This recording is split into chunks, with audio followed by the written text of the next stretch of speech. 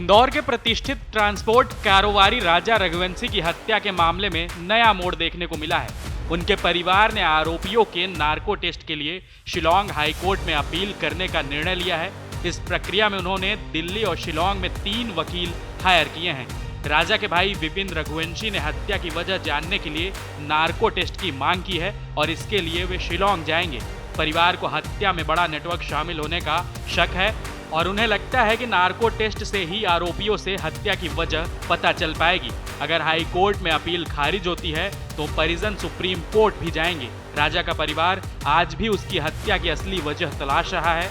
परिजनों का मानना है कि नार्को टेस्ट के जरिए ही आरोपी हत्या की वजह बता सकेंगे। विपिन को हत्या में बड़ा नेटवर्क शामिल होने का शक है। विपिन ने कहा, राजा की हत्या सोनम और राज ने क्यों की यह अभी तक सामने नहीं आया है।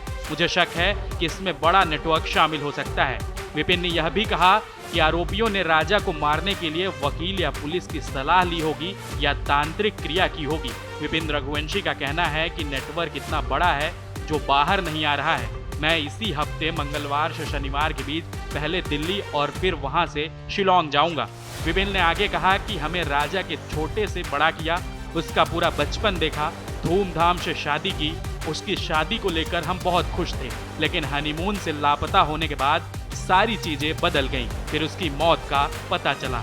हमने कभी सोचा नहीं था कि राजा के साथ ऐसा होगा। सोनम ने धोखा दे दिया। अगर किसी हादसे में राजा चला जाता तो इतना दुख नहीं होता जितना आज हो रहा है। 6 जुलाई को देवशयनी 11 पर पूरे परिवार ने उसके लिए उपवास भी रखा था। विपिन ने बताया कि राजा की शादी के वक्त घर के गेट में जो बंदवार लगाया था वह आज भी लगा है।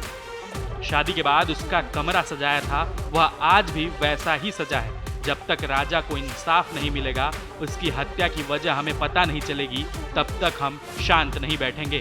विपिन ने कहा, सोनम के भाई गोविंद ने कहा था कि मैं आप लोगों के साथ हूँ। राजा को न्याय दिलाने की बात कही थी।